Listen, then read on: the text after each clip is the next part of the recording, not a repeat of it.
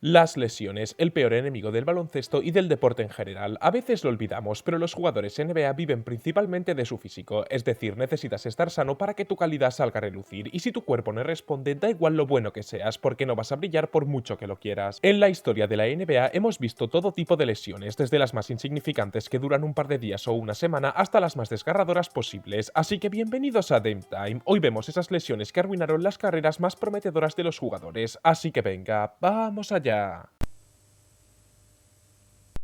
Vamos a arrancar este vídeo con un jugador que estaba llamado a ganar títulos de máximo anotador como churros, un escolta alero que llegó a la liga con muchísimo hype, hizo lo suficiente para demostrarnos que era un super crack y cuando tenía que llegar a su prime se lesionó y nunca volvió a ser el mismo. Estoy hablando efectivamente de Brandon Roy. El bueno de Brandon fue drafteado en 2006 por unos Blazers que tenían ganas de comerse el mundo. Ya sabemos todos cómo terminó ese proyecto, pero Roy les dio esperanza promediando 21 puntos en sus 4 primeras temporadas. El chaval simplemente no fallaba y fue recompensado siendo All-Star 3 veces con tan solo 25 años. Estaba en la cresta de la ola hasta que su rodilla dijo basta. En esos primeros años, Roy arrastró algunas molestias físicas y tuvo lesiones menores que le hicieron perderse una media de 25 partidos por temporada, pero la gran lesión la sufrió en 2010. No tuvo una mala caída ni recibió ningún golpe excesivamente duro. Su rodilla simplemente venía destrozada de fábrica, ya que su incapacidad de generar cartílago a causa de una malformación hacía que sus huesos chocaran violentamente entre ellos. Lo malo de esta lesión es que ni tiene ni tenía tratamiento, y cuando le dieron la noticia decidió retirarse al instante, ya que era cuestión de tiempo que su rodilla cediera y le afectara su vida cotidiana. En 2012 volvió 5 partidos con los Timberwolves, pero debido al gran dolor que sentía no pudo seguir con el equipo. El caso de Roy es para mí el más desgarrador de la lista. Hay jugadores que nos hacen preguntar qué sería de él sin lesiones, pero con Brandon todavía más. El tipo demostró ser un anotador letal prácticamente sin rodilla, jugaba lesionado y las metía desde todas partes de todos los colores. Menuda lástima ver una carrera tan prometedora desvanecerse en tan poco tiempo. Seguimos entonces con el caso más famoso de una carrera venida menos por las lesiones, la de Derrick Rose, que aunque tenga muchos puntos en común con la de Brandon, tiene también muchas diferencias, tanto por el nivel del propio jugador, el tipo de lesión que sufrió y la causa de esta.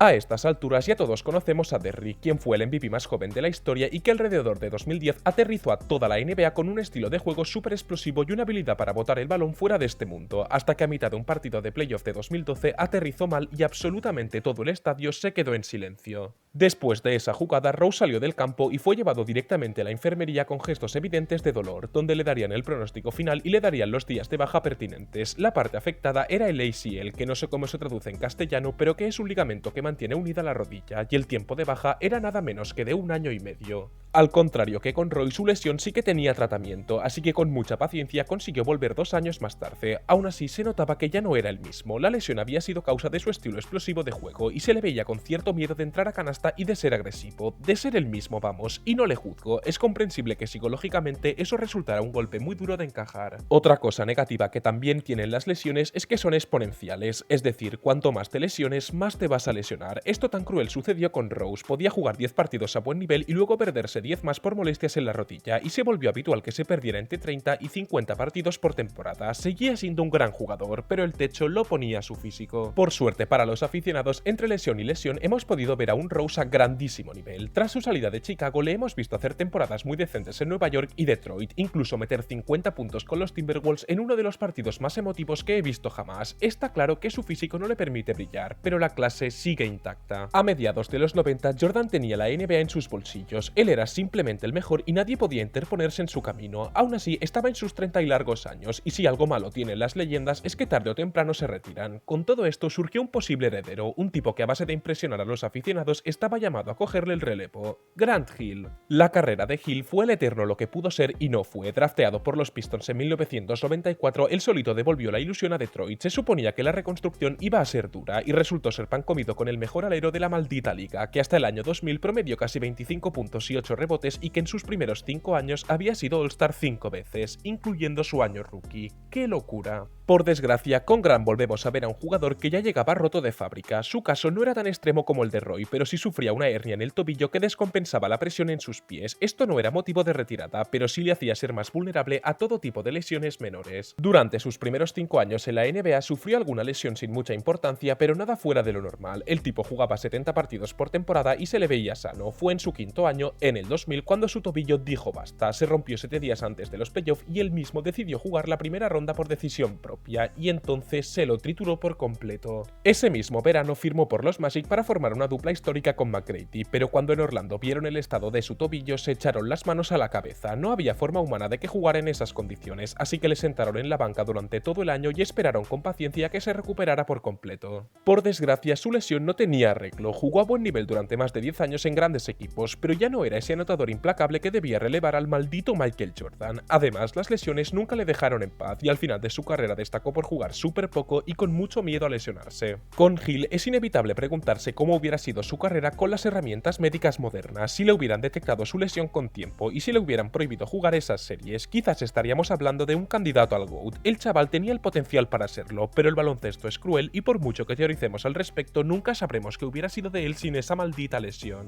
Un caso más reciente es el de Blake Griffin, un caso totalmente distinto a los que hemos visto hasta ahora. Él dejó claro desde el inicio que era propenso a las lesiones, ya que se saltó su año rookie por una, jugó y lo hizo de locos, se volvió a lesionar, lo hizo de locos, otra lesión, de locos otra vez, y así sucesivamente hasta que ha sido un veterano. Griffin no tuvo una lesión definitiva que le apartara del baloncesto, él las iba cogiendo en diferentes partes del cuerpo, un día era rodilla, el otro era tobillo, pie, muslo, cabeza, lo que fuera, se quedaba en el banquillo durante 3 meses, jugaba 3 meses más a grandísimo nivel y a repetir el ciclo. Aunque individualmente ha tenido mucho éxito, así lo demuestran sus 6 All-Stars, a nivel colectivo le ha afectado muchísimo, ya que los equipos no sabían cuándo podían contar con él y cuándo no. Ellos sabían que como mínimo se iba a perder 25 partidos por temporada, lo que no sabían era que 25 partidos iban a ser, por lo tanto no podían hacer planes a largo plazo con él en plantilla. El mayor ejemplo de esto lo vimos en 2016, durante la regular season con los Clippers había estado a un nivel tremendo, siendo posiblemente el mejor 4 de toda la competición, y fue llegar los playoffs y que se lesionara en el tercer partido de la primera ronda, haciendo que efectivamente palmara las series. Nunca sabías qué esperar del bueno de Blake. Acabamos entonces el vídeo tal y como lo hemos empezado, con un jugador súper prometedor de los Blazers que fue drafteado a mediados de los 2000, Greg Oden, que llegó a la liga en 2007 como número 1 del draft. Sí, número 1, por encima de Don Nadie es como no sé, Kevin Durant. Imaginaros lo mucho que prometía este hombre. Greg era un pivote enorme de 2,13 metros que dependía completamente de su fuerza y su juego en el poste, con los que en la Universidad de Ohio State destrozaba a los rivales sin piedad. Su hype estaba por las nubes, pero en Rip City no estaban muy contentos que digamos, ya que en su segundo entrenamiento con la plantilla se desgarró la planta del pie y se perdió toda su temporada rookie. Pasó el año, todo el mundo quería ver de qué era capaz este hombre, más hype, más expectación y todo eso para que Oden se presentara con un más que evidente sobrepeso, jugara 13 minutos, metiera 0 puntos y se fuera del campo lesionado por la puerta de atrás, una metáfora de lo que iba a ser su carrera. Aunque había etapas en las que jugaba bien, Oden simplemente no podía jugar 10 partidos seguidos, el casco de su rodilla estaba hecho trizas, sus tobillos no aguantaban tanto peso y por si eso fuera poco tenía unas molestias en la planta del pie que le causaban daño al jugar, el tipo estaba roto por todas partes y así acabó su carrera el jugador drafteado antes de Kevin Durant, echado por los Heat tras solo 83 partidos de baloncesto profesional. ¡Qué lástima! Y hasta aquí el vídeo de hoy, chavales. Por favor, poned en comentarios cuál os ha parecido la lesión más desgarradora de este vídeo. Yo lo tengo claro, la de Brandon Roy. Me da mucha pena que el hombre no pudiera hacer nada para luchar contra esa condición. Es una lástima, pero bueno, esto depende de vosotros. Así que dadle a like si os ha gustado, suscribiros para más contenido de NBA diario y hasta la próxima, chavales.